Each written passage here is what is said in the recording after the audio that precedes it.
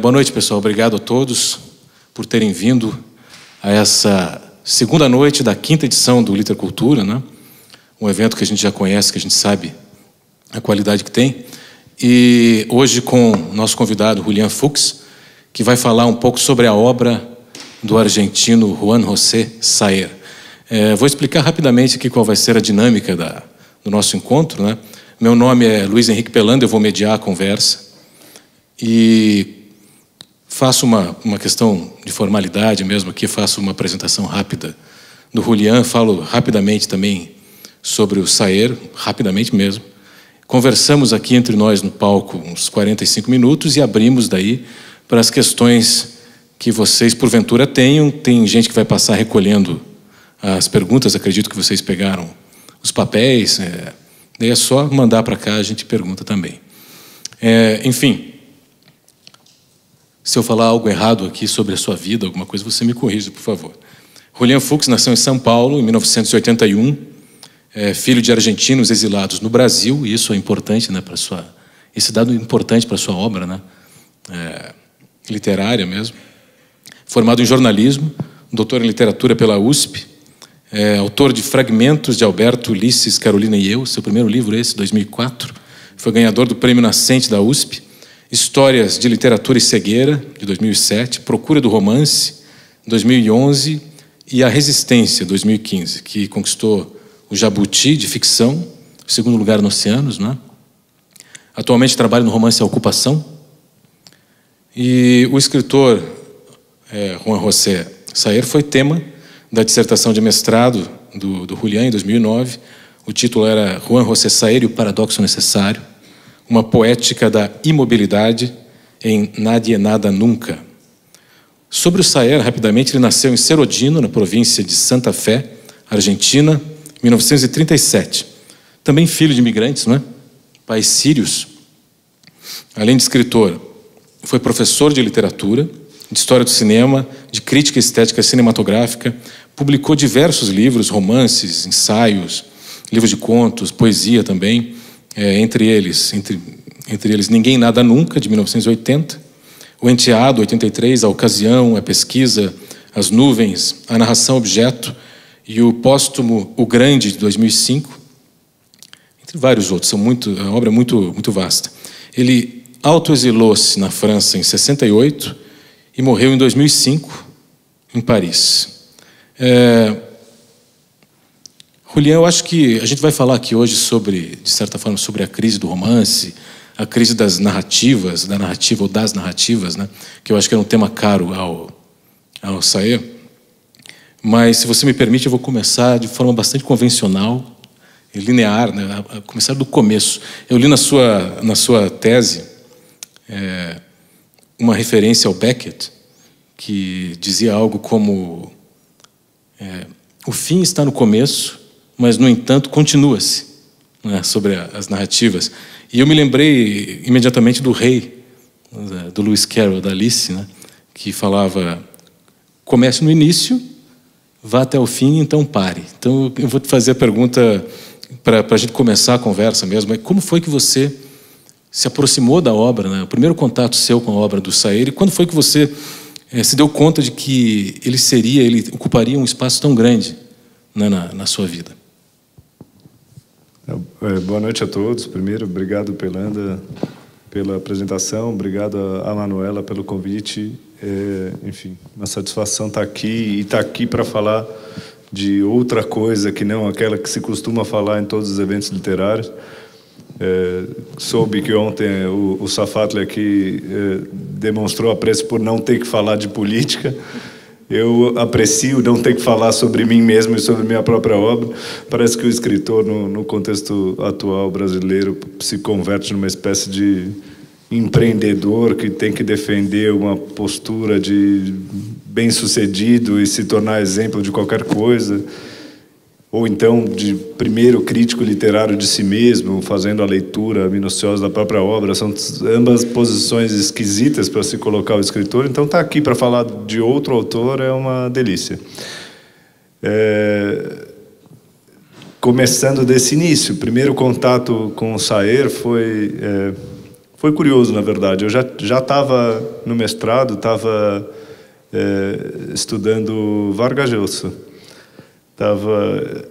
A questão da crise do romance, da morte iminente do romance, estava me marcando já muito fortemente. Eu já lia, estava interessado em saber um pouco mais dessa questão da crise do romance e dos momentos agônicos que o gênero acaba vivendo. Beckett era um dos pontos dos autores que mais me intrigavam por essa dissolução quase que absoluta da forma romance que se dava ali naquele instante. E o Vargas Llosa foi um pouco uma aproximação para ver pelo que aquilo que representou de fato o boom latino-americano, que é essa reconquista do narrar, né? A volta a narrar, ou na verdade é o primeiro momento em que o mundo, por assim dizer, ou os europeus, para ser mais específico, erguem a cabeça e veem o que está se produzindo fora dali, né? E fazem isso justamente porque o romance está em crise, porque a forma romance se diluiu, se dissolveu naquele instante, se autodestruiu, e parecia ali já não haver saída, parecia não se encontrar nada que pudesse cativar propriamente os leitores naquele momento. E esse é o momento em que os europeus erguem a cabeça e olham para a América Latina e falam: putz, está se produzindo ali uma literatura rica, viva, cheia de histórias, uma literatura profundamente narrativa, em que a impossibilidade de narrar, a morte do romance, nada disso se anuncia, nada disso está presente. E tinha uma certa admiração por essa potência narrativa que o Vargas Llosa representava, que o Garcia Marques representava nesse momento. Nesse momento não, né? Isso, quando eu fui estudar, era muito mais tarde do que o momento que tinha sido vivido aquilo, né? Então o boom latino-americano era o que, sei lá, me provocava esse encantamento com a literatura latino-americana, que me fazia imergir naquilo com gosto. E estava estudando Tia Júlia, o Escrivinhador, que é um livro do Vargas Llosa muito... que justamente põe um narrador capaz de narrar o infinito, né? Capaz de produzir a literatura mais rica e mais exuberante possível. Que ele até ironiza um pouco essa figura, mas ao mesmo tempo ele mergulha nessa proposta, a possibilidade irrestrita para o romance. O romance pode tudo, pode narrar o que quiser, pode ser o que quiser. E nesse meio tempo eu comecei, isso era o começo do meu mestrado, e fui fazer uma disciplina sobre outros narradores contemporâneos ou modernos latino-americanos, e caí nesse livro, Ninguém Nada Nunca, do Saer, que eu nunca tinha ouvido falar. E comecei a ler aquilo, e contrário ao encantamento que os outros autores latino-americanos me suscitavam, eu achei aquilo um porre, um saco, era insuportável. E eu lia e comentava com as pessoas ao meu redor e falava: putz, eu não consigo entender porque o cara escreve essa coisa tão tediosa, tão modorrenta, por que essa descrição minuciosa? Parecia voltar ao tempo do colégio nas leituras de descrições do José de Alencar, em que você fala: putz, não acredito que isso é literatura. E ao mesmo tempo levado a um grau extremo, radical, né? Programático, evidentemente programático. O cansaço que aquilo queria provocar era intencional, e essa intenção me intrigava e ao mesmo tempo me enervava. No entanto, eu continuava lendo. Eu costumo desistir fácil dos livros. Nesse eu continuava lendo. Por alguma razão, algo me prendia aquele livro. E aquilo foi se constituindo para mim como algo importante. De repente eu começava a ver que havia respostas fundamentais que o boom latino-americano tinha ignorado. Que ali era uma forma de retomar o romance como gênero. O romance não se desvencilhava da sua própria crise. Ele abarcava a sua própria crise, ele incorporava o elemento, a rusga que havia, a mancha que havia na sua trajetória, na trajetória do próprio gênero romance, e fazia da narração um jogo de contato imediato com aquela origem problemática, né? Você fala do Beckett, do fim está no início e, no entanto, se continua, e a impressão que dá, o que me vem à cabeça quando você diz isso é que justamente a crise e o romance são indissociáveis. O romance nasce em crise, ele nasce em conflito consigo mesmo, ele nasce a partir de uma cisão, de uma ruptura na forma de enxergar o mundo. E essa crise vai se agravando paulatinamente ao longo do tempo, até um momento crucial, fulcral ali de desmantelamento aparente das coisas. Mas aí pareceu, de repente, me pareceu um falseamento das possibilidades do narrar essa literatura exuberante que a gente via na América Latina na década de 60 e 70.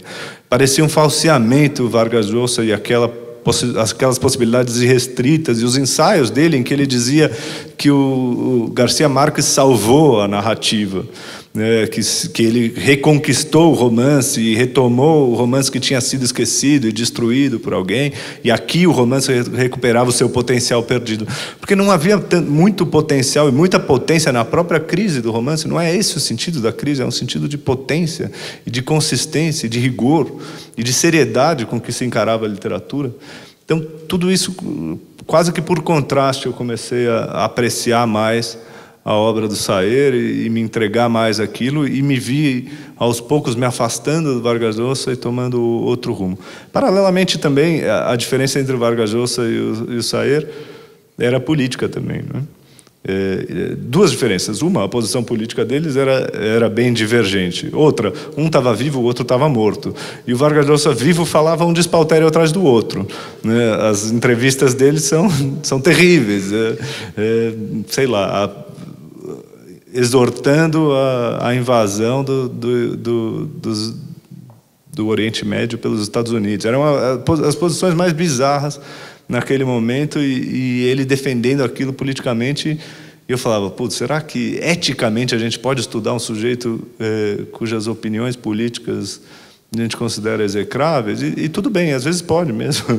Não é uma questão, talvez não seja uma questão, não é preciso, não sou a favor de uma censura. Mas foi um alívio estudar um autor com o qual eu compartilhava muito da visão de mundo, e, por outro lado, um alívio estudar um autor morto, que eu não corria sequer o risco de ouvir algo que eu não gostava. Ele tinha acabado de morrer quando você leu Ninguém Nada Nunca, não é?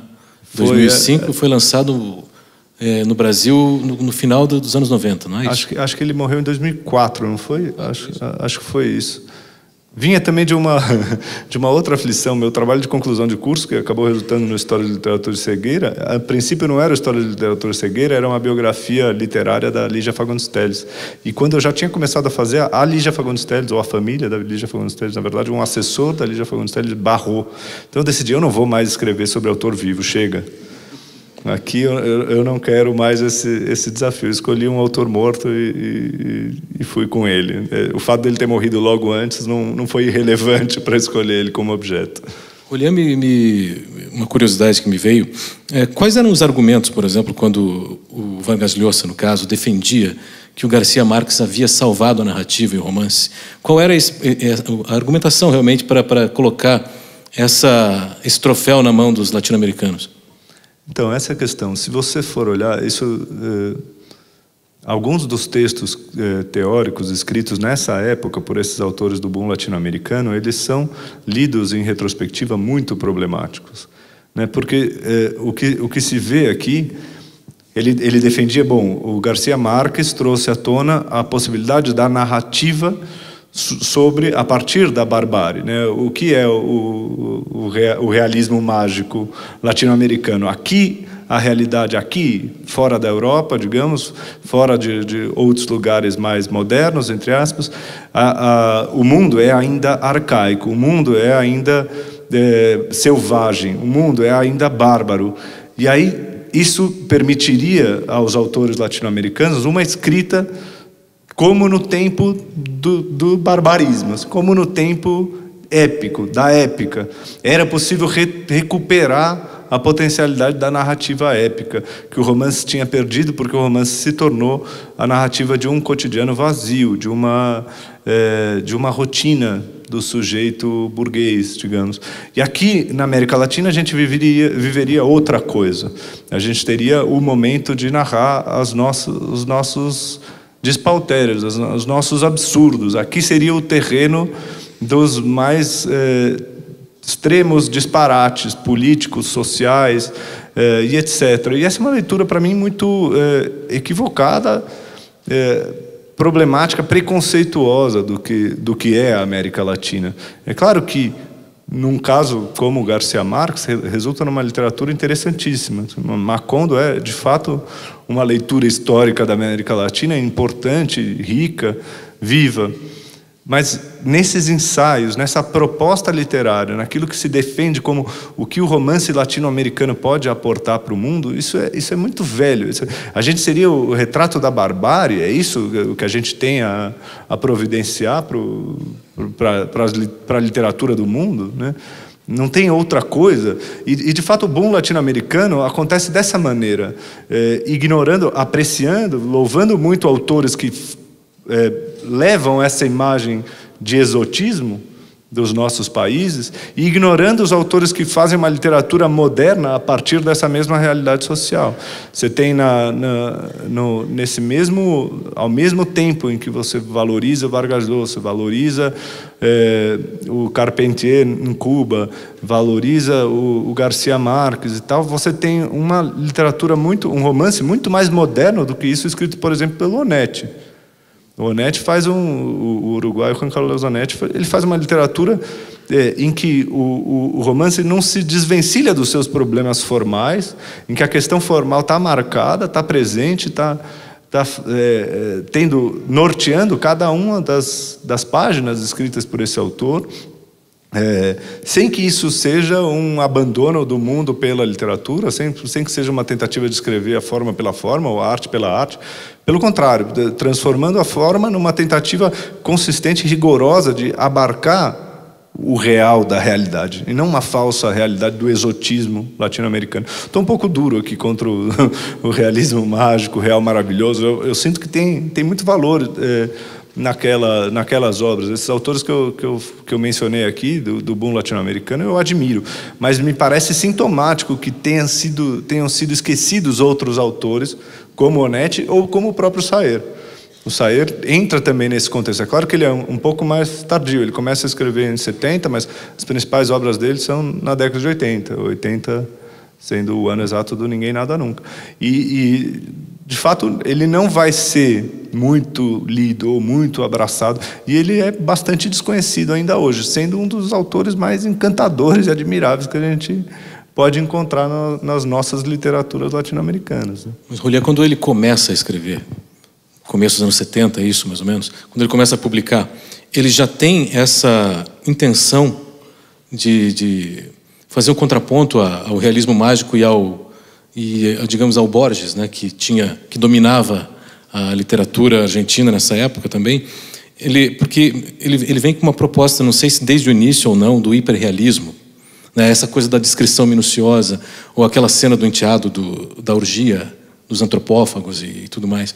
Eu me lembro dele ter falado que aquilo precisava ser encerrado, mas eu vi ele falando isso já no fim da vida. Já no início da carreira dele, ele pensava assim, esses primeiros livros tinham essa pegada ou não? Uma das coisas mais marcantes no caso dele é a consistência que ele guarda do início da primeira obra, do primeiro livro que ele escreve até o último. Assim. É de uma coerência extrema, os mesmos preceitos que estão acompanhando toda a produção de uma obra, que obviamente, tecnicamente, vai se desenvolvendo, mas a visão de literatura realmente muda pouco ao longo desse tempo.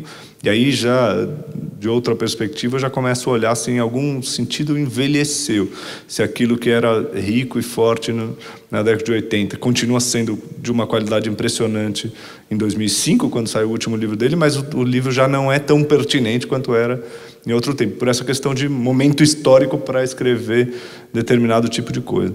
Ele tem, a crítica dele aos autores do boom latino-americano nunca é muito contundente, ele não é um cara exatamente que quer destruir a imagem desses autores do realismo mágico, ele só se interessa pouco por essa proposta, ele se vincula mais a outras propostas.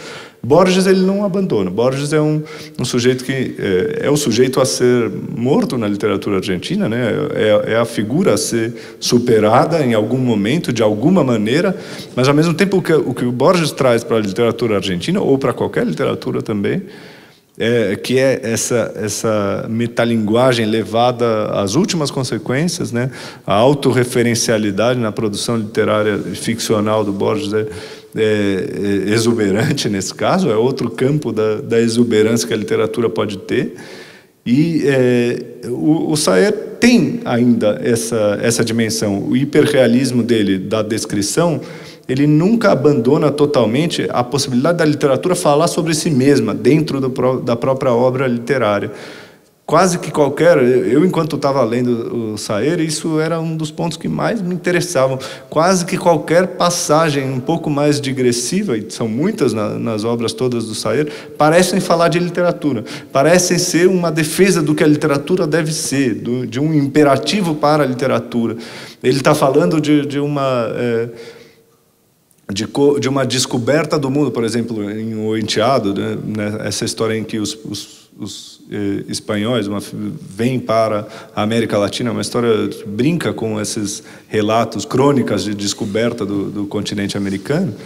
E ele está falando dessa entrada pelo mato, desse devassar um espaço desconhecido, um continente ainda a ser aberto, e você percebe que ao mesmo tempo que ele está falando desse espaço a ser devassado fisicamente, a mata, ou a planície, no caso da geografia argentina, o que está sendo devastado também é a própria literatura, o próprio ato de escrever é esse ato de atravessar, de invadir um continente desconhecido, em que o próximo passo é completamente ignorado a princípio, em que o que você tem em frente é uma tela em branco, né? Então, você percebe que há uma duplicidade no modo de escrever, que traz à tona essa autorreferencialidade o tempo todo. Isso é uma das coisas mais fortes na obra do Saer.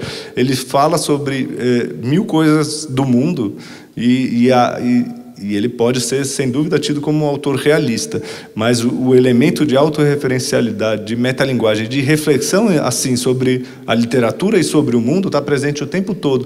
Nesse sentido, ele se assemelha ao Borges, ele não se afasta do Borges.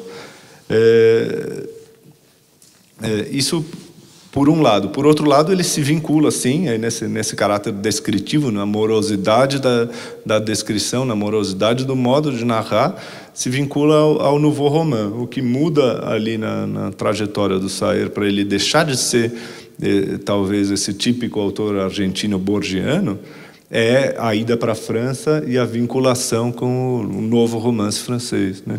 Que é também uma proposta... E aí, sim, uma proposta teórica, inclusive, de resposta ao impasse do romance, de resposta à crise em que o romance chega. Porque o romance, nessa década de 50, chega a um ponto em que, se ele foi quase que totalmente dissolvido, todos os seus mecanismos, todos os seus alicerces constitutivos foram, em alguma medida, derrubados, ou pareciam ter sido derrubados. Esse todos é uma coisa bem questionável, mas enfim, concebia-se que todos os alicerces do romance tinham sido derrubados por um Beckett. Então fica a dúvida: o que narrar? O que se pode narrar? O que mais inventar? Como inventar numa circunstância como essa? Escrever um romance nesse ato, nesse momento, não seria um ato regressivo? Não seria uma regressão a um tempo passado? Vamos fingir que o romance não se auto-implodiu e vamos contar uma história como se contava em outro tempo? Esse não seria um ato reacionário dentro do universo formal das letras? E, ao mesmo tempo, continuar repetidamente destruindo o romance, escrevendo romances autoimplosivos ou romances simplesmente fragmentários, romances sem alicerces, esse não seria também uma insistência excessiva numa forma que já cumpriu o que tinha para cumprir, que já foi levada às suas últimas consequências? Então, o romance chega num impasse que não pode desconsiderar, e ele se coloca, junto com esses autores franceses do Nouveau Roman, uma disposição de, é preciso pensar o romance e encontrar saídas dentro deste pensamento, encontrar saídas que não sejam ingênuas, que não sejam onipotentes, que não sejam simplesmente a resposta a um gosto pessoal, em que a gente vira um pós-moderno o romance morreu, vive o romance, vamos escrever o que quer que nos dê na telha. Então, esse momento é um momento marcante e ele começa a escrever a partir dessa circunstância. Como resolver essa questão, se vinculando assim tanto ao Nouveau Roman quanto a uma tradição argentina. Você falou da obra do Sayer, que durante décadas se manteve coesa, né? E é interessante também que ele volta a vários personagens e várias, né, tramas, digamos assim, que a gente sabe que não é um livro de enredo, mas coisas que vão sendo aos poucos desvendadas e reinvestigadas em outros livros, né? Eu queria que você falasse um pouco sobre isso também, eu acho que até mais para dar uma ideia para quem não conhece talvez a obra dele, não tenha lido, o universo onde se passam os romances do Sayer. Qual é a região onde aquilo se dá, qual é qual é esse universo mesmo, de forma geral? Eu ia espicaçar a coisa, mas eu acho que a pergunta aberta assim é melhor. Não, uma questão fundamental, porque é justamente o ponto que eu estava negligenciando nessa obra do Sayer. Talvez seja disso que eu estivesse falando quando eu falo com José Sayer e o paradoxo necessário, né? A obra dele é toda paradoxal nesse sentido, porque ao mesmo tempo ela se associa o paradoxo necessário é a ideia de que justamente o romance alcança esse seu impasse, a impossibilidade de narrar se revela patente, mas ao mesmo tempo é preciso continuar narrando para continuar escrevendo. Esse é o paradoxo que Adorno identifica no próprio romance e que passa, na minha visão, a ser um elemento essencial para todo romance responsável, por assim dizer. Todo romance sério, todo romance que queira participar dessa história, que queira dar uma resposta formal a essa questão, ele tem que internalizar esse paradoxo, ele tem que fazer esse paradoxo transparecer em sua própria obra. A obra do Sayer em alguma medida, cada um dos livros traz à tona, deixa entrever algo desse paradoxo, reformula esse paradoxo de uma maneira muito peculiar. Mas, ao mesmo tempo, a obra dele é toda muito paradoxal, como um conjunto, porque justamente você tem esse elemento, essa vinculação, a crise do romance, a impossibilidade de narrar, a autorreferencialidade, a metalinguagem levada num grau extremo, mas ele, no entanto, consegue produzir um retrato de certa Argentina muito marcante. Então, todos os romances dele se passam numa que se chama La Zona, né? A Zona. A Zona seria esse lugar onde ele nasceu, esse norte da Argentina, a província de Santa Fe, a província de Entre Rios, a cidade de Rosário e etc.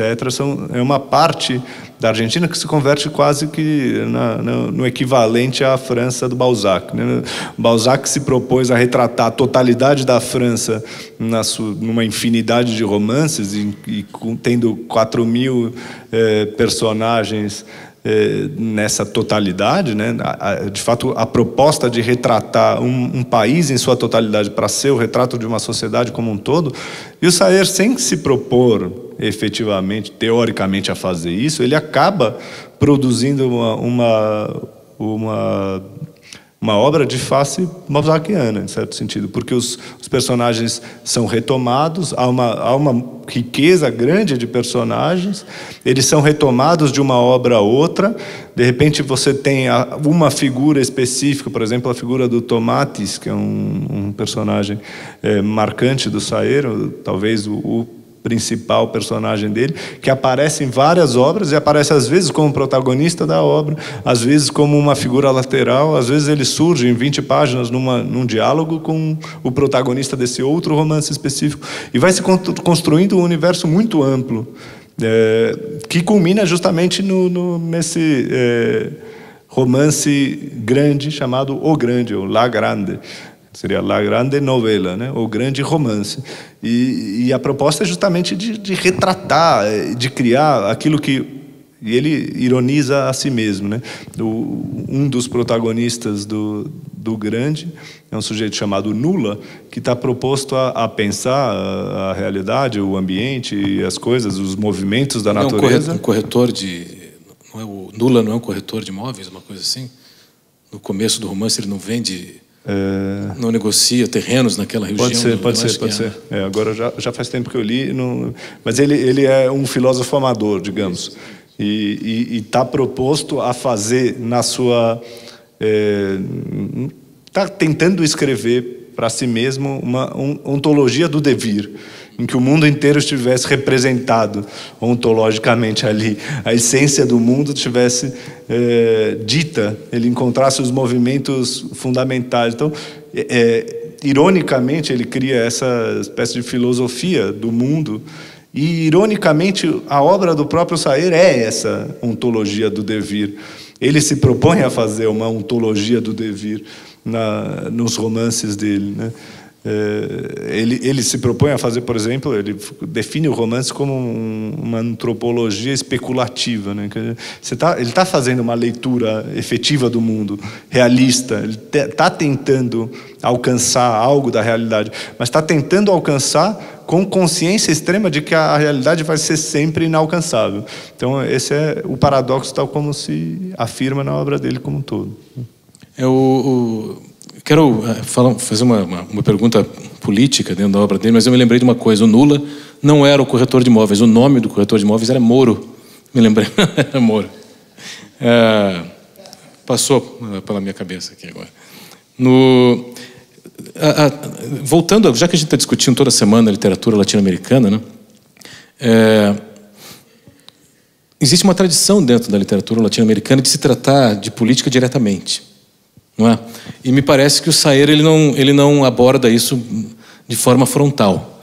Existe a questão da ditadura argentina, né? Aquele personagem, o gato, né? Ele some, né? Ele também desaparece misteriosamente. E eu também lembro de uma crítica que teria feito o Sayer ao Cortázar, dizendo que a partir do momento em que a obra do Cortázar se declarava política, se tornava declarativamente política, ele achava que aquela interferência prejudicava a obra dele e a diminuía de alguma forma. Então eu queria saber sobre essa questão política também dentro do Sayer, como ele lida com isso. Essa é uma questão importante também, né? Ele não foge à questão da política. A questão política está presente na obra dele. Você menciona justamente o desaparecimento do gato, que é justamente o protagonista de Ninguém Nada Nunca. Ele não desaparece em O Gato. Ninguém Nada Nunca, uma das coisas mais interessantes no Sayer é que é quase impossível resumir um romance dele, porque tem outras facetas laterais e paralelas. Então, eu expliquei aqui o que é para mim Ninguém Nada Nunca e de repente a gente não chegou, nem passou pelo cerne do enredo do Ninguém Nada Nunca. Ninguém Nada Nunca estamos nessa zona sayeriana, nesse espaço, e começam a morrer cavalos. Esse é o ponto de partida. Misteriosamente, cavalos começam a aparecer mortos com uma bala na testa. E a gente vai acompanhando esse mistério, ou a iminência de algo que se dá pela morte, ou a estranheza que provoca naquela região a morte sucessiva de cavalos, até o momento em que morre, mais perto do fim do livro. Acho que como o elemento anedótico é quase irrelevante, eu não vou ter problema de estragar o livro de ninguém. Mas morre um sujeito chamado Cavallo, que é o torturador. Esse livro foi publicado em 1980. Em 80 a gente está no coração da ditadura argentina, né? Começou em 76, afortunadamente ele não está lá, ele está escrevendo fora de lá, senão esse livro seria profundamente problemático. Ele teria sido censurado, ele teria sido certamente perseguido, possivelmente, como foram as coisas na Argentina, ele teria sido morto. Talvez antes mesmo de escrever Ninguém Nada Nunca. Mas Ninguém Nada Nunca é uma intervenção naquele contexto. Ele está falando da morte de um torturador, ele está falando da luta política, ele está falando da morte de sucessivos cavalos que podem representar, talvez, outro tipo de opressão, né? Antes da morte que seria talvez a vingança da morte dos cavalos, que é a morte do torturador. Você tem uma leitura ali da luta política, da militância, que é possível fazer. Ele está falando, antes, inclusive, de haver uma leitura histórica, um apanhado histórico do que foi o resultado da sanguinolenta ditadura argentina. Ele está falando sobre corpos desaparecidos, porque ele começa a descrever o rio e os cavalos que podem aparecer boiando mortos nesse rio, e começa a falar de corpos boiando no rio, corpos que, como desaparecer um corpo. Tem um momento em que dois personagens discutem entre eles como fazer desaparecer um corpo, e pensam, bom, amarrar uma pedra na perna e jogar no rio seria a melhor maneira, porque se você joga no mato, não sei o que, de repente ele está tematizando indiretamente, sim, mas está tematizando muito concretamente o desaparecimento e o assassinato de militantes na Argentina naquele momento, né? Mas, ao mesmo tempo, ele tem toda uma leitura da literatura propondo que ela não deve ser abertamente engajada. Ela não deve ser... O escritor tem que se preocupar com outras questões. A forma dos seus livros é mais fundamental. Ele está, pelo contrário, se vinculando muito mais à noção de autonomia da obra de arte, e assim se aproximando de digamos, nessa disputa, literatura engajada versus literatura autônoma, que é uma disputa que permanece desde os anos 50, a postura do Sartre de defender que o escritor deve se posicionar, deve se colocar, o prosador interfere na realidade, tudo que ele fala para significar algo, por isso que ele tem que pensar bem qual é a interferência que ele quer trazer, que forma, de que maneira ele quer transformar o mundo em que ele escreve. Então essa postura do Sartre que o Adorno responde, não é isso que nos interessa, na arte não é isso que interessa, a arte deve responder aos seus próprios fins, às suas próprias regras, e esse vai ser o maior valor contra, por exemplo, uma sucessão de mercadorias que só querem agradar um leitor. Que a obra responda às suas próprias regras significa que o autor, o artista, no caso, porque ele está falando mais do que de literatura, responda com rigor às ânsias, às necessidades da arte de maneira geral, e não respondendo a um contexto específico, a uma circunstância específica, e, enfim, se a pintura entra em crise, para ser mais preciso, diz o Adorno vai defender, se a pintura entra em crise, se a forma da pintura já não é mais aceitável neste tempo, ele está escrevendo na década de 50, né?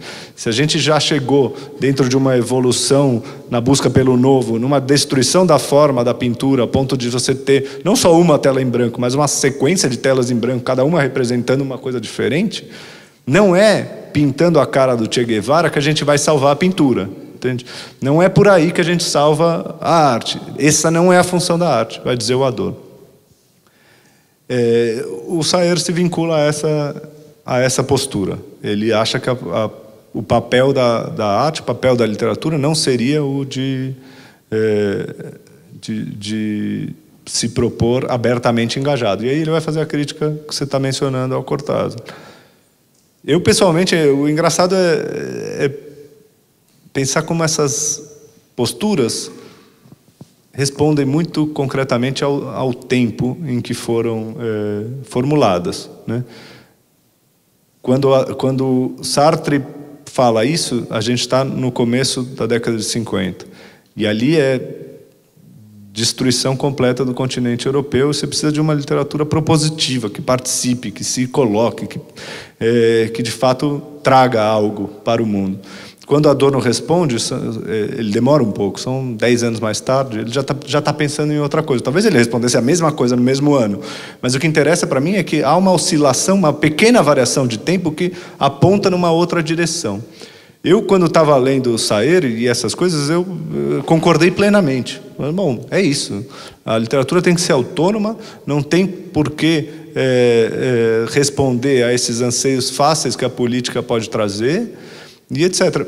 Passados alguns anos, a gente estava falando de 2005, 2006, 2007, 2009 eu entreguei essa dissertação de mestrado, A gente está em 2017 e eu já penso bem diferente disso. E eu acho que agora é hora sartriana de intervenção. Entende? Não é que toda a literatura deve ser engajada, mas a literatura tem muito a contribuir, tem muito a participar. Pode se colocar efetivamente como discurso político. Ela é um discurso sobre o mundo e ela se converte em discurso político inevitavelmente. Ela é imbuída de ideologia, ainda que não queira ser. Então, a gente não pode sequer fugir à postura, né? Toda literatura, em alguma medida, é política. Claro que eu não estou defendendo uma literatura panfletária, porque às vezes a discussão vai nessa direção, né? Então, tá bom, mas então você quer que a literatura esqueça do seu valor formal e pense só numa intervenção. Então, a gente vai escrever só literatura com o protagonista o Sérgio Moro. Não, todo romance vai se passar na República de Curitiba? Não é isso que a gente está pensando. A gente está pensando em uma literatura ricamente política, mas política. Lembrando, pessoal, que vocês podem já começar a passar as perguntas que tiverem, né? Tem gente já recolhendo aqui. É interessante essa mudança, porque eu acho que quando você escreve o Procura, você queria falar só do Sayer, mas vai falar um pouco de você também, né, claro. Quando você escreve a Procura do Romance, é 2011, é isso, né? Talvez você fosse já tivesse começado a escrever isso muito ainda sob influência da sua tese e desse estudo com o Sayer, né? Buscando novas formas. Até o título, Procura do Romance, né? Que, aliás, é o mesmo personagem do seu mais recente, o Resistência. E ali o teu eixo era literário. E hoje você acha que o teu eixo principal do teu trabalho é político mesmo? Assim, você faria essa definição? Você não vai lembrar, mas eu te entrevistei em 2011 por conta desse livro. E eu me lembro que eu comentei com você na época uma cena, eu não vou lembrar direito, mas você provavelmente lembra bem da cena, que era uma mãe e um filho na frente do Guernica, do Picasso. E o menino estava assustado e ele dizia... e a mãe dizia para ele... é solo arte, não é verdade. Uma coisa assim, né? E daí eu comentava com você essa cena e pedia para você comentá-la. E você dizia... Até anotei aqui essa frase que eu reli hoje. Você dizia algo como... ao escritor cabe fazer uso de todos os recursos de que disponha para resistir a tudo isso. E eu achei interessante que acabava a entrevista aí. Era a última frase. E você citava o resistir, que seria daí um mote para o seu próximo romance. Então eu queria que você falasse dessa mudança na tua obra mesmo. Quando você percebe isso, a tua próxima obra vai se chamar A Ocupação. Eu acho que ela tem ainda ela ainda é mais ligada a essa ideia. Esse momento de mudança mesmo.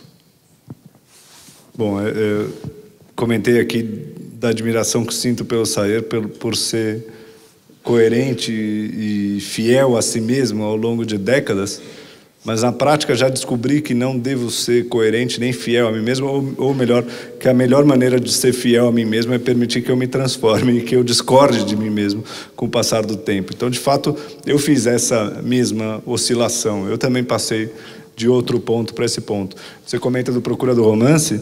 Procura do Romance de fato, não foi talvez alguma influência destas ideias do estudo sobre o Sayer e sobre a impossibilidade de narrar e a morte do romance. Foi plenamente imbuído daquilo, estava imerso naquelas ideias e ao mesmo tempo estava escrevendo duas coisas. Queria entregar minha dissertação de mestrado sobre o Sayer e produzir um romance que desse, em alguma medida, uma resposta a estas questões teóricas.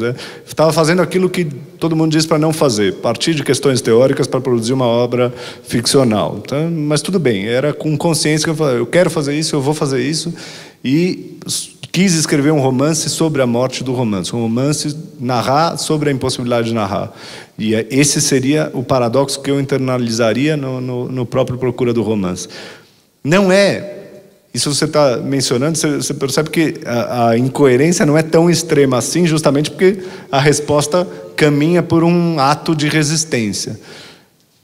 eu não estava de forma alguma anunciando como marketing o meu próximo livro, porque A Resistência não se chamava A Resistência até 2015, quando a editora me obrigou a mudar para esse título. Então, em 2011, eu não tinha a menor ideia que escreveria um livro chamado A Resistência. Mas há uma oscilação no sentido de... Naquele momento, eu escrevi A Procura do Romance pensando como uma forma de resistência. A resistência da literatura, como numa tentativa de literatura que se convertesse em arte, literatura que fosse artística, que se preocupasse seriamente com a sua própria forma e que assim resistisse a uma literatura fácil, a uma literatura de entretenimento, resistisse à qualidade de mercadoria, né? Essa era a minha principal preocupação, herdada do próprio Saer e das leituras do Adorno e tal. Não queria escrever mais um romance que se convertesse num romance qualquer, anódino, nas livrarias, como tantos outros, etc. Então, um romance que resistisse à sua própria condição de romance traria um pouco essa dimensão.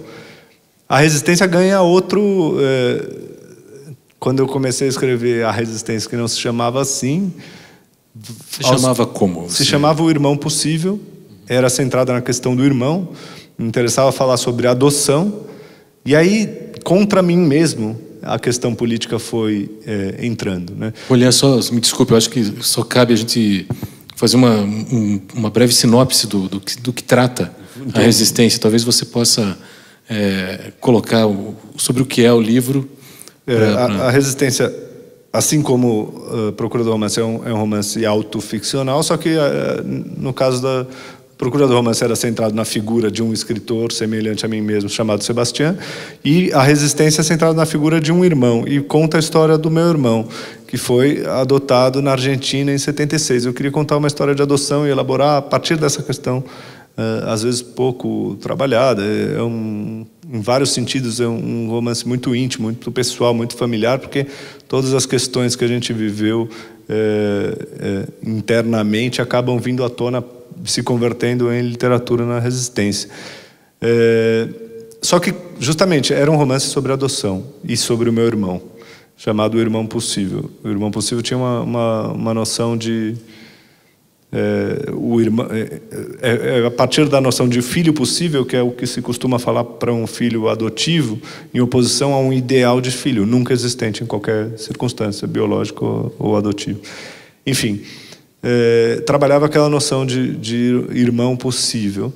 Só que eu fui percebendo, enquanto escrevi o livro, que para contar a história do meu irmão, eu precisava contar necessariamente a história dos meus pais e as circunstâncias que eles viveram naquela adoção. E não é irrelevante, eu menciono aqui em 76 na Argentina, porque não é um dado em nenhuma medida irrelevante. Em 76 na Argentina era o momento em que estavam acontecendo a maior parte dos sequestros de bebês por militares, né? Então, qualquer pessoa que tenha sido adotada ilegalmente, como ele foi adotado ilegalmente, né, naqueles outras tramas mais comuns que a gente tem ainda hoje, tem essa preocupação suplementar no caso da Argentina, nesse momento. Então, filho de quem ele seria? Quem são os pais dessa criança que foi entregue para adoção?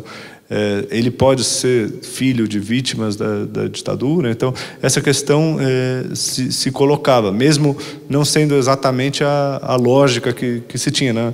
Geralmente, o contexto desse sequestro de bebês são crianças tiradas dos seus pais militantes, entregues a famílias amigadas ao regime militar. Meus pais eram militantes contra o regime militar, mas como eles adotaram uma criança sem saber muito precisamente quem eram os pais dessa criança, você nunca sabe exatamente os caminhos que esse bebê pode ter feito naquele tempo que demorou para chegar nas mãos dele. Então, fica como um fantasma distante e não dava para não falar de política.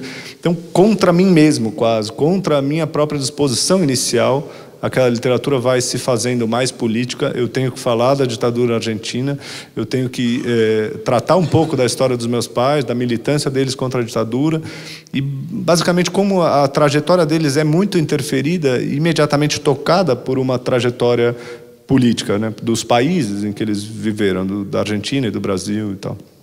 Com algumas questões que são íntimas e pessoais, mas também questões políticas, né? O filho de um exilado é um exilado também ele, um exílio se herda, Em que medida a gente pode pensar essas coisas dessa maneira? Tecnicamente, sim. Juridicamente, sim. Se atribui. Eu poderia ser, por exemplo, ressarcido monetariamente por ter nascido no Brasil, como se o Estado argentino me pagasse por não ser argentino. Oh, que pena, você não é argentino, a gente vai te indenizar. Enfim, essas questões que são, em algum sentido, pessoais, mas também políticas. Então, essa dimensão do pessoal que se torna político, do pessoal que é político, né, na formulação do feminismo, que me parece fundamental neste tempo, isso, para mim, a literatura foi se fazendo política porque foi se fazendo mais pessoal, né? Ao mesmo tempo, o político se faz pessoal, o pessoal é político e o político é pessoal. Cada vez mais a política tem marcado a gente diretamente, a gente tem vivido visceralmente a política, e tudo que é político está no campo do pessoal. A gente tem, depois, enfim, agora já mudando um pouco de contexto, estamos no Brasil, pós-golpe, com a cassação sistemática de direitos, um atrás do outro, uma situação vertiginosa, terrível, em que a democracia foi profundamente abalada no que a gente vive nesse momento. Essa é a minha leitura das coisas. Enfim, sinto que é hora de... É impossível neste momento dissociar o pessoal e o político, impossível nesse momento não escrever uma literatura que não esteja passando por isso. Então, depois de ter escrito A Resistência, o título é quase um acaso, porque é a editora quem propõe, acabou sendo muito marcante na trajetória do livro. O livro foi lido como livro político, foi debatido nesse contexto. Acho que foi importante para a dimensão que o livro acabou ganhando, por ter escrito um livro chamado A Resistência em 2015, ter vivido esse processo todo com esse livro aparentemente muito engajado, na prática algo engajado. E eu acabei assumindo isso para mim mesmo, falando, bom, quero escrever a ocupação. Coincidentemente, fui convidado a fazer uma residência artística numa ocupação no centro de São Paulo. A princípio eu escreveria um livro que tinha outro título, que era Os Olhos dos Outros, né? Num salto. Se Procura do Romance era centrado nessa figura do escritor, ou seja, centrado um pouco mais em mim mesmo, e A Resistência era centrado no meu irmão e na minha família, Os Olhos dos Outros tinha uma proposta de leitura do outro, um olhar voltado, ainda autoficcional, mas uma tentativa de enxergar o outro a partir da autoficção e de ter a alteridade como centro da narração.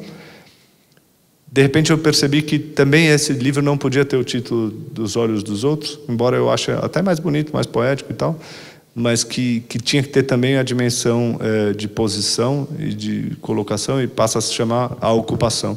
E aí se cria uma duplicidade entre os livros, né? O ocupar e resistir, que marca o nosso tempo, estaria afirmado na literatura como tomada de posição, e a proposta é de escrever uma espécie de literatura ocupada pela política, né? Assim como a ocupação se tornou o cerne da ação política contemporânea, a gente tem visto ocupações por toda parte. Também me parece que a literatura tem que ser em alguma medida ocupada, ou pode ser ocupada, e com bons resultados, e aí escreveria a ocupação a partir disso.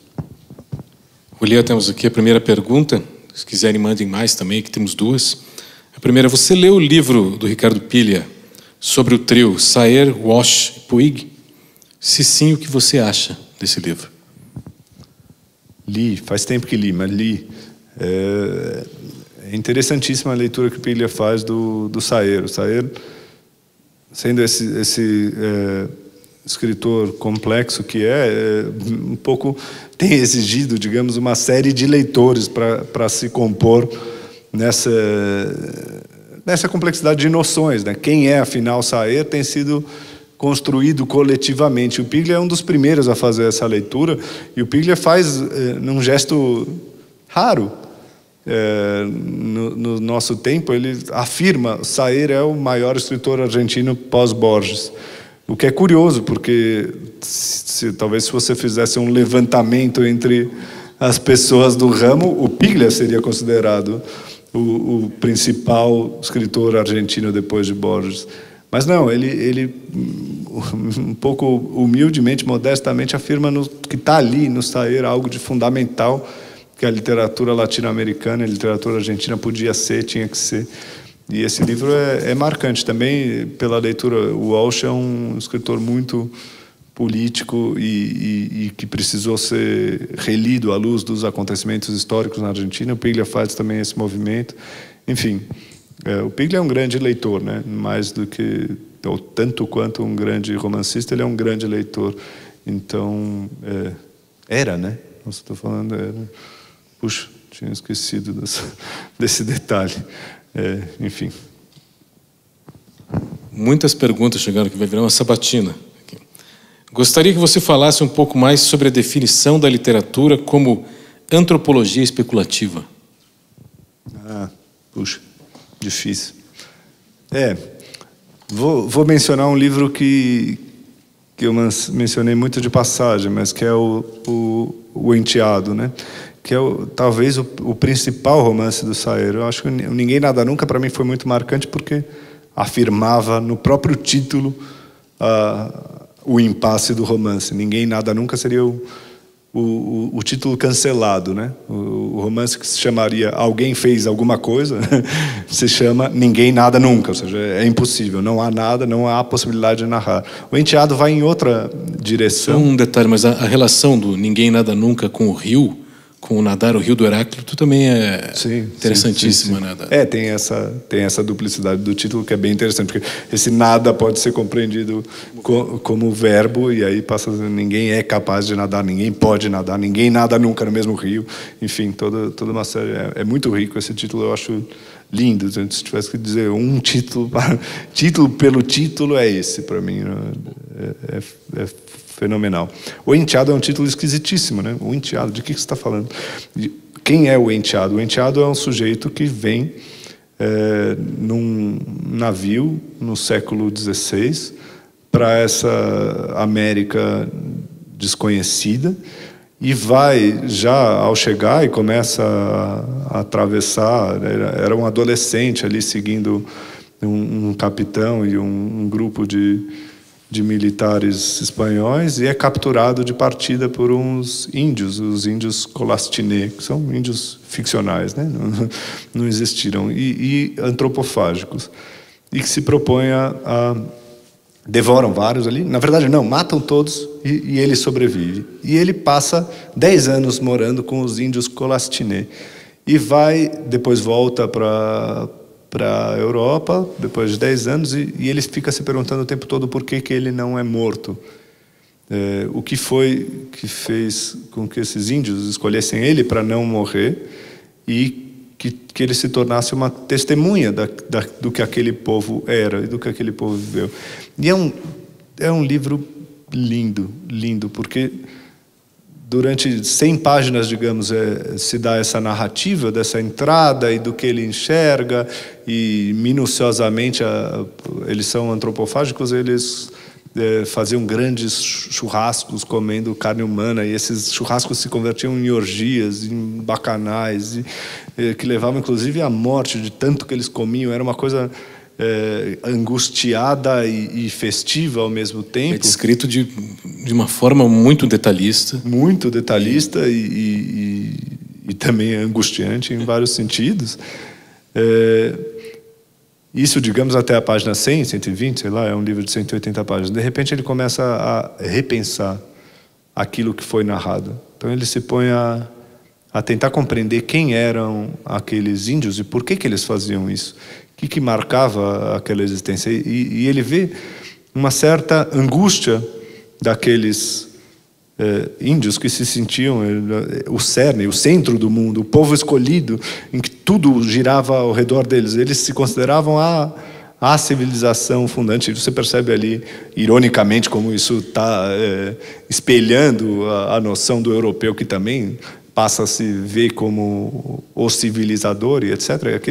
Aquele povo tem uma postura completamente contrária a essa noção e, ao mesmo tempo, querendo que alguém desse testemunho dessa centralidade deles, dessa existência deles, precisando que ficasse registrada a vivência deles, como eles eram, quem eles eram, como eles viviam. Tudo isso eles sentiam que precisava ficar dito para alguém. Por isso eles deixaram este sujeito, este narrador, sobreviver. E acaba se tornando, eu estou simplificando absurdamente essa lógica, mas acaba se tornando a razão da própria existência da literatura e da escrita. Para que escrever? Para registrar a nossa existência, as razões, os porquês desta centralidade imaginária em que a gente se coloca no mundo, né? A literatura seria para dar testemunho e para afirmar, afinal, quem somos, né?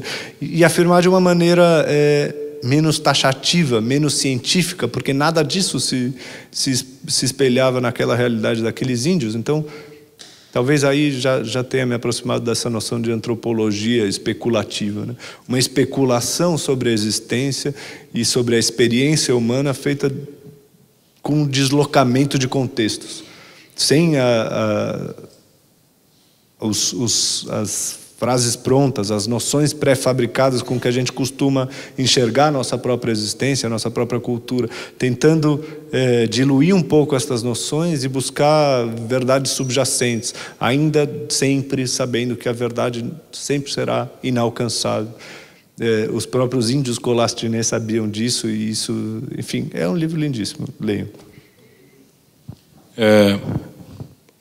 Julia, tem figuras femininas na obra de Sayer? Que papel elas têm? A Elisa é uma delas, talvez, né? Elisa é uma...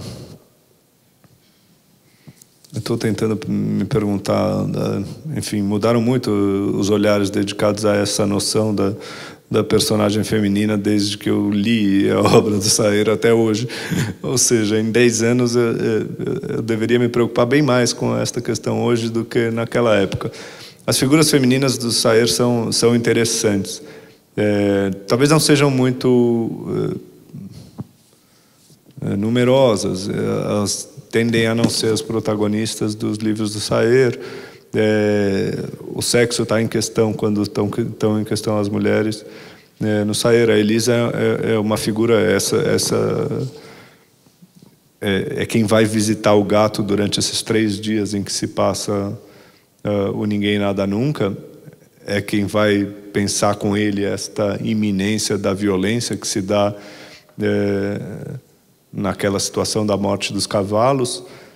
Ela vai desaparecer junto com ele mais tarde. Isso, eu pulei esse elemento, mas esse elemento é fundamental, porque no Ninguém Nada Nunca não se narra o desaparecimento destes 2 personagens. Ele vai ser mencionado mais tarde em outras obras, o desaparecimento de Elisa e do gato, o que promove uma releitura do Ninguém Nada Nunca pela lógica pode ser que ele estivesse narrando minuciosamente aqueles dias, porque foram os dias que precederam o desaparecimento destes 2 protagonistas, da Elisa e do gato, o que é também brilhante. A Elisa é uma figura de adiamentos e de questionamento existencial constante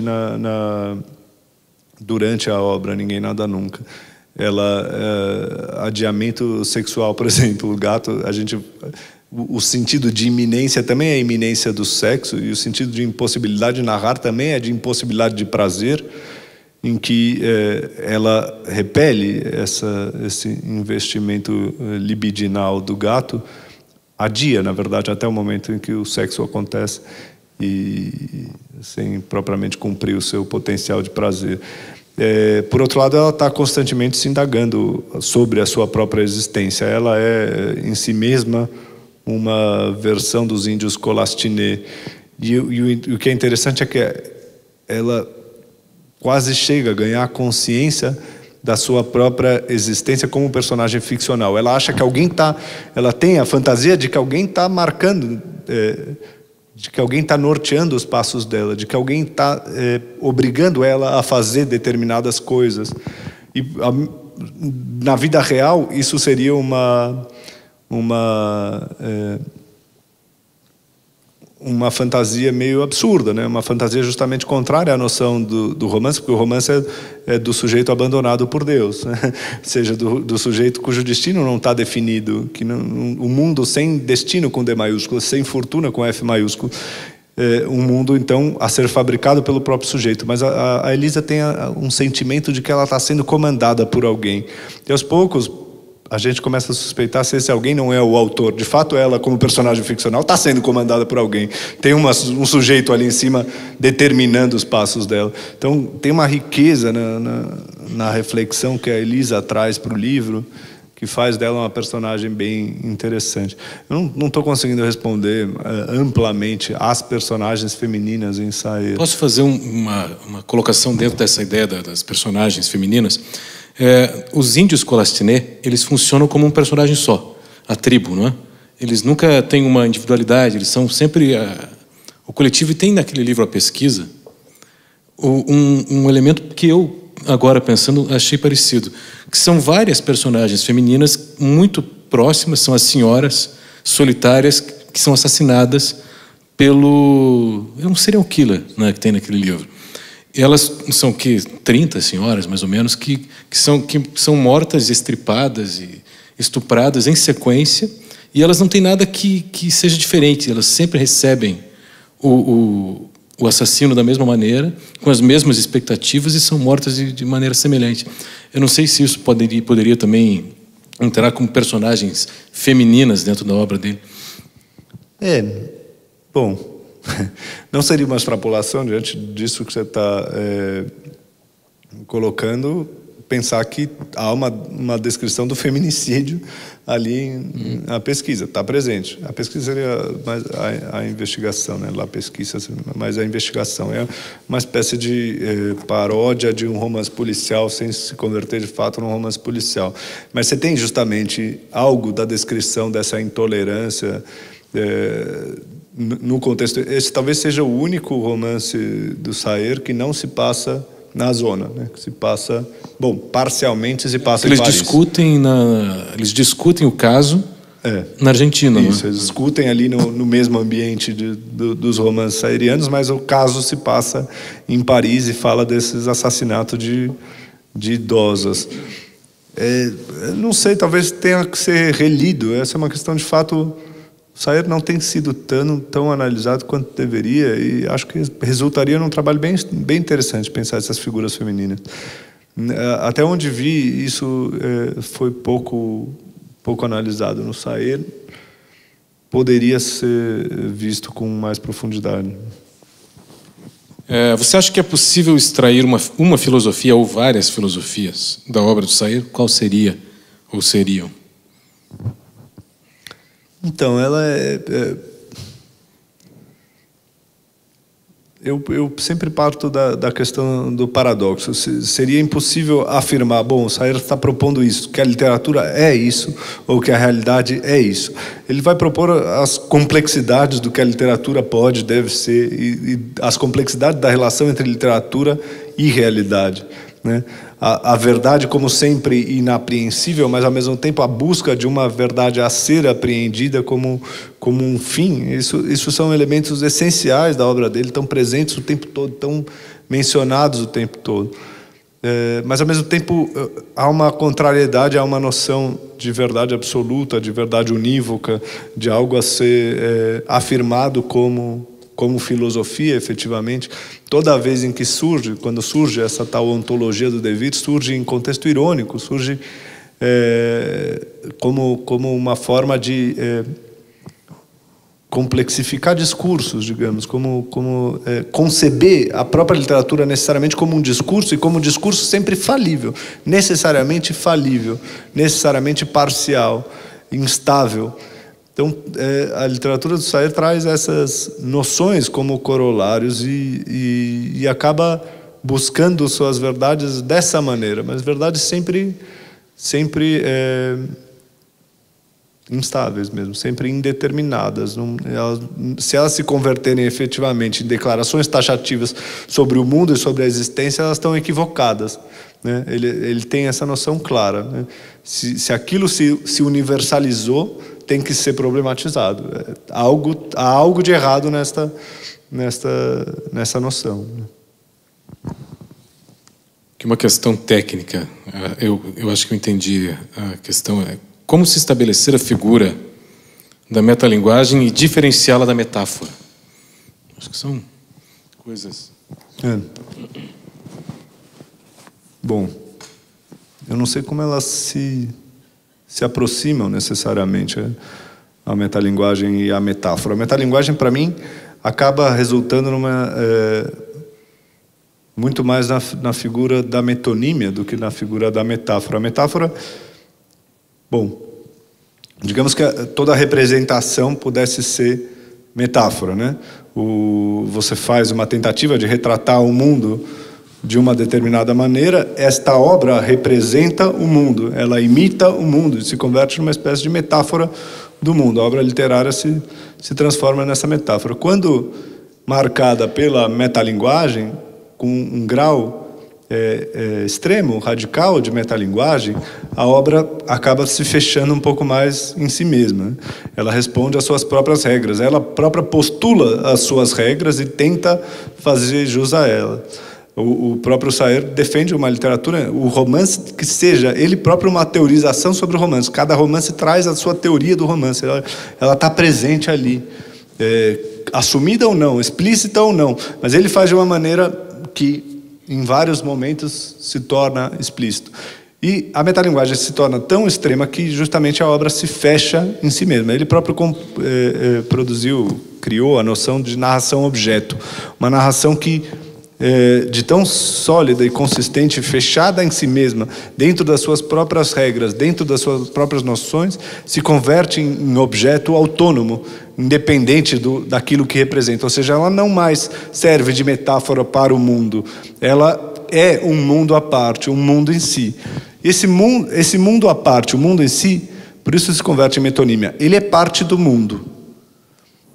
O livro pode ser plenamente autônomo, ou seja, não ter a disposição de representar a realidade exterior a ele, mas, no entanto ele é necessariamente parte desse mundo. E como parte, ele é cifra desse mundo. Cada objeto do mundo inclui, em alguma medida, o mundo inteiro. Essa é uma formulação que está presente em vários romances dele.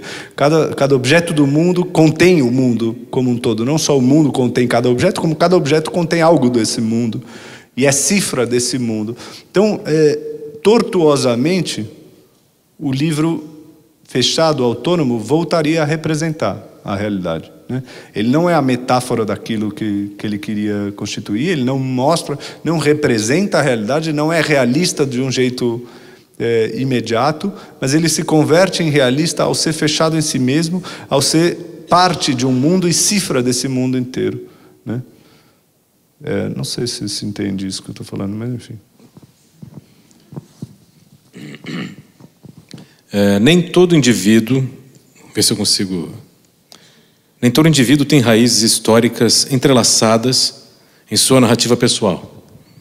Independente do fator autobiográfico, como autor e principalmente com a resistência, você se vê como um autor testemunha do panorama histórico latino-americano e também como um autor disposto a revidar a ideia da crise do romance? Revidar, eu acho que deve ser isso.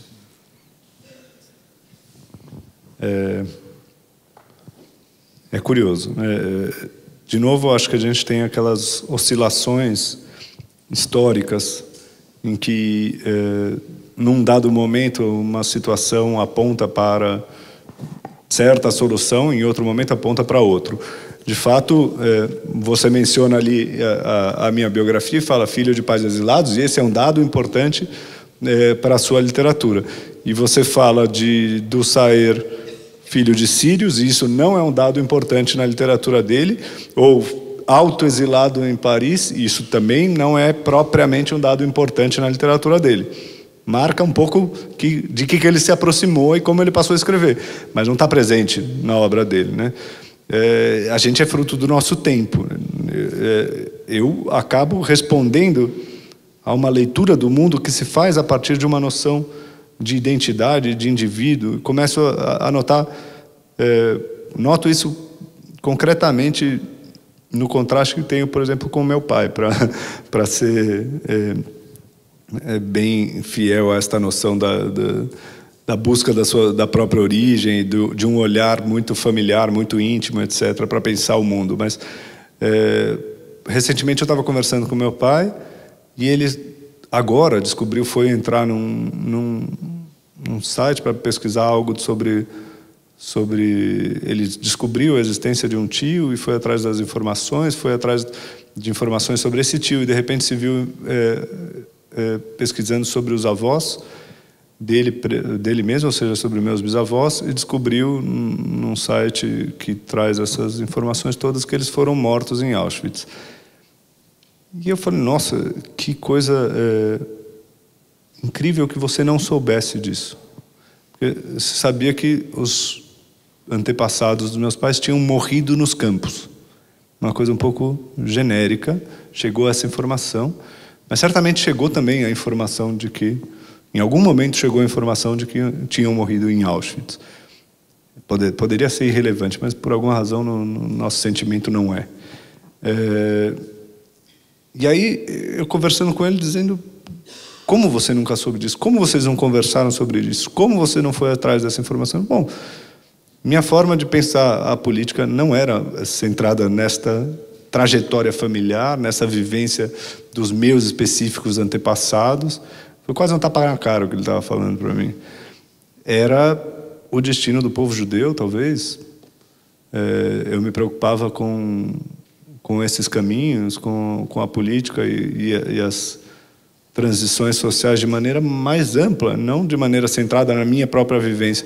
E ele, ressalvando que ele entende esta minha postura, e não só ressalvando que ele entende, como ele próprio se aproximando disso, porque ele foi pesquisar finalmente agora o caminho que tinham feito os avós dele, portanto, enfim, foi atrás das próprias origens, tardiamente e sutilmente, né? Sem uma pesquisa muito ampla. O Saer não foi atrás das origens dele, não escreveu sobre ele mesmo, porque era outro tempo, talvez, eu não sei dizer o que ele escreveria hoje. Sei que algo desta noção, algo deste olhar que a gente dedica à política se transformou, e agora a gente olha a política a partir do pessoal, muitas vezes. Ou olhar a política a partir do pessoal se tornou uma postura válida, interessante, e enfim, faço parte de um fenômeno maior, de narrativas, por exemplo, de segunda geração, sobre vítimas da ditadura militar, ou daquilo que se tem chamado bastante de pós-memória, a escrita de uma memória dos grandes traumas históricos, mas a partir de uma segunda mão, né? Sem ter vivido efetivamente esses momentos, mas tentando recuperá-los a partir de algo. Não acho que todo escritor deva escrever assim, de forma alguma. Não acho que é preciso cada um ir atrás da sua própria origem, ou reviver, ou escrever sobre os traumas históricos, necessariamente. Mas vejo muita pertinência nesse movimento. E a última parte dessa pergunta apontava para a questão da crise do romance. E acho que a crise do romance tem encontrado... Não a crise do romance. O romance tem encontrado algumas... novidades, algumas provocações, têm atravessado certas fronteiras a partir dessa noção, né? A autoficção nasce nesse contexto, e não só a autoficção, mas vários hibridismos contemporâneos. O romance deixa de ser... Nunca foi puramente romance, claro, não há um romance puro, não há uma narrativa pura, mas ultimamente o romance tem se deixado muito mais invadir por outros discurso historiográfico, discurso autobiográfico, discurso ensaístico. Você vê o romance se deixar penetrar por outras linguagens e absorver linguagens que não são, a princípio, as suas, e isso tem sido, sem que partisse da noção de quero dar um rumo que nunca foi pensado, quero encontrar uma novidade para o romance, o que o romance não inovou ainda, o que ainda é possível inovar, sem que isso tenha sido necessariamente postulado de partida. Para mim tem sido o ponto mais vanguardista da escrita de romances nesse momento, né? A fronteira mais interessante a ser cruzada e aquilo que não tinha sido explorado. Quando eu falei do Beckett e a suposta dissolução absoluta dos alicerces do gênero, tinha ali um alicerce que não tinha sido derrubado. Esse alicerce era a ficção. O ato ficcional, a voz ficcional não tinha sido propriamente abalada em Beckett. Há momentos em que o narrador beckettiano fala e você associa essa voz com a voz do Beckett. Então, ao mesmo tempo que o narrador fala uma coisa, ele está O próprio Beckett está falando sobre o próprio livro, coisa que você vê no Sayre também. Mas não há um abatimento real da voz ficcional como passa a haver em certas narrativas contemporâneas. Isso me parece uma fronteira interessante a ser explorada. Me parece que é um lugar onde o romance tem encontrado saídas razoáveis e tem superado em alguma medida a sua própria crise. Se deixar para trás a crise, para mim não interessa. Deixou de ser romance, porque, como eu disse no início, a crise é constitutiva do romance, a crise é parte do romance e não pode ser simplesmente abandonada. Mas que haja fronteiras ainda a explorar, que a gente descubra um espaço a ser devassado pelo próprio ato de narrar, me parece muito auspicioso pelo que a gente está vivendo hoje, né? Eu tenho mais uma pergunta aqui. Alguém tem mais alguma para entregar? Bom, vou fazendo aqui a pergunta. Ontem, se eu errar, não sei quem escreveu, mas se eu errar alguma coisa, que vocês me avisem. Ontem Safat levantou um nexo fundamental, acredito, entre transformações sensíveis e transformações políticas, considerando até mesmo uma precedência das primeiras, né, as transformações sensíveis sobre as segundas. Qual a sua posição sobre isso e qual seria uma proposta de... Desculpe, eu não consigo... Quem escreveu aqui, talvez lembre aqui. Vê se você consegue ver aqui. Radicalização. Radicalização formal, talvez? Pode ser. Possível e interessante no sentido de tradução para algo da ordem de um impacto político. Acredito que é isso, né? Quem deve ser... Bom, eu não sei exatamente do que o Safat estava falando, mas me permito associar essa noção com a noção das relações entre pessoal e político que eu estava comentando aqui. Talvez essa noção de sensível esteja também num campo do pessoal, no âmbito do pessoal. Aquilo que se pode julgar como do campo dos afetos ou do campo de uma certa sensibilidade na percepção do mundo e na percepção da própria vivência, da própria experiência, da própria realidade. Penso, de fato, que uma literatura política hoje passa por aí. Passa por esta noção de um eu que se deixa invadir, ocupar por um âmbito maior, social, político, e que assim as coisas acabam se associando, né?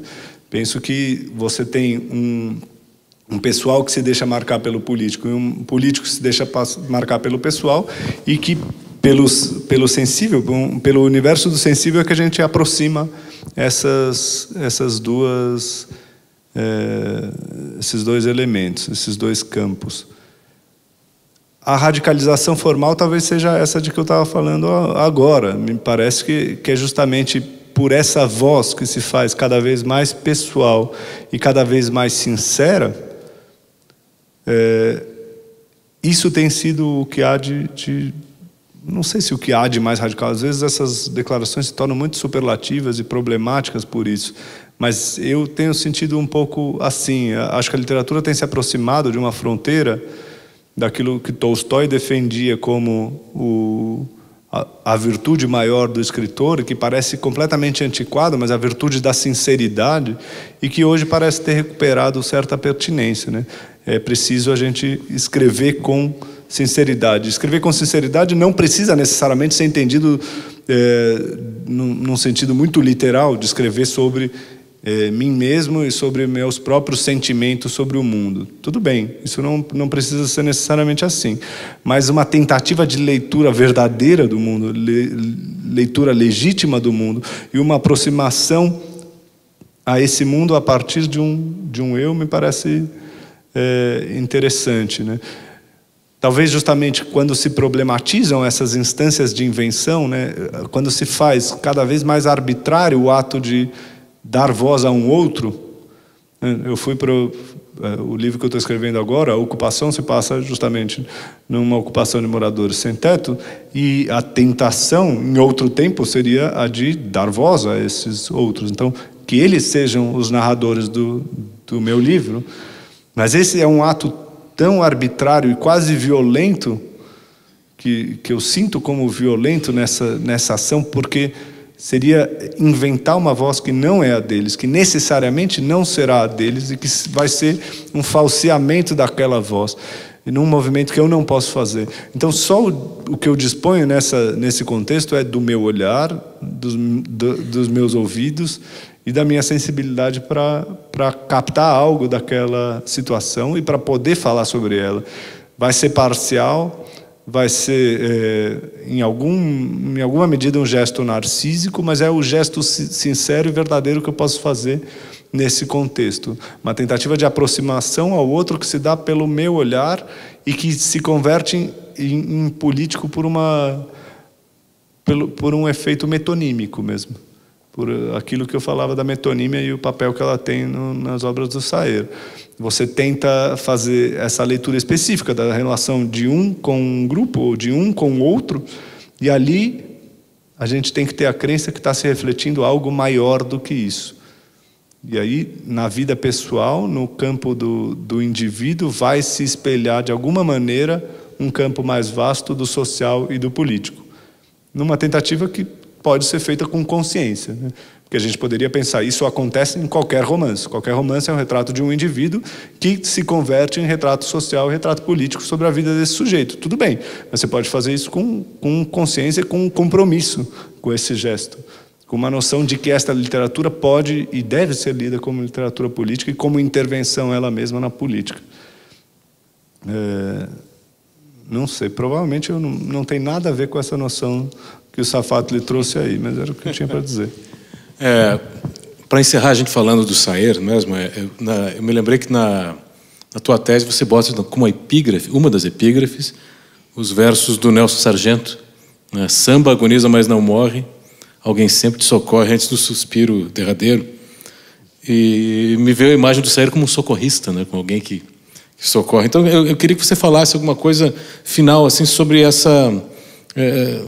arrematasse realmente falando sobre o Saer. Qual é essa importância dele hoje? Uma ligeira conclusão realmente sobre uma obra tão grande. Acho que, bom, a epígrafe está lá para relativizar a própria noção de crise e complexificar essa ideia, porque você tem sucessivas crises porque passa o romance ou porque passa o samba, nesse caso, que agoniza, mas não morre, porque alguém sempre socorre. E o romance passa por essa mesma situação, agoniza e agoniza a ponto de você, no final, ter que se perguntar, mas isto é, de fato, uma agonia do romance? Pode uma entidade como o romance agonizar por mais de 100 anos? É a agonia do romance? Está morrendo o romance? Ou isso é a normalidade do romance, né? Então, o Saer me parece um exemplo fundamental. Acho que tem 2 pontos. Um é a riqueza da obra desse sujeito, que vai muito além do que eu pude comentar aqui, retratar aqui ou escrever na minha dissertação, né? Há uma infinidade de ideias a serem assimiladas a partir da obra dele, pela própria noção de obra que tem sua opacidade.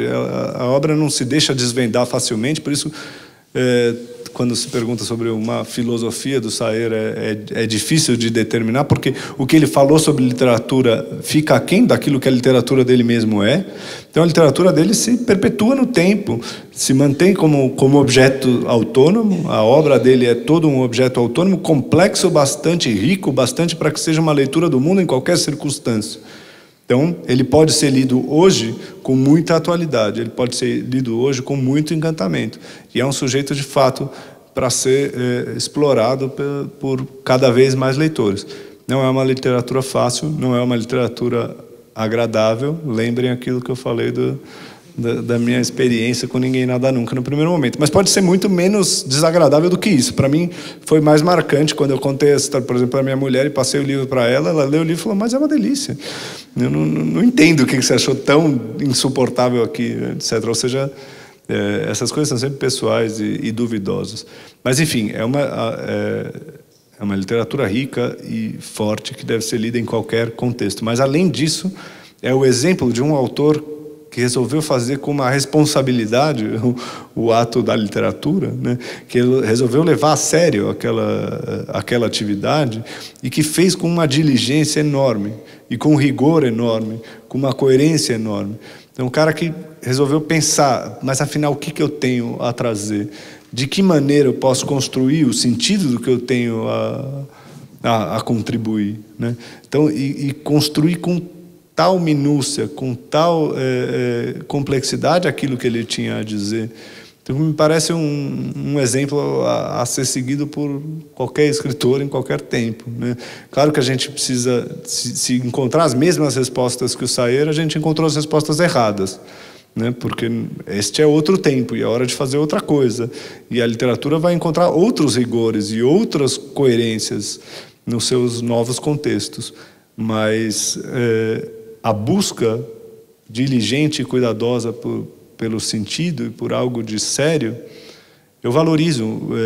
Acho importante quando dizem que o escritor não deve se levar tão a sério, que a literatura também tem um caráter lúdico e que pode ser pensada e lida de outra maneira e intervir e trazer à tona outras ideias, mas não consigo me desvencilhar dessa noção de que é algo importante a ser levado muito a sério.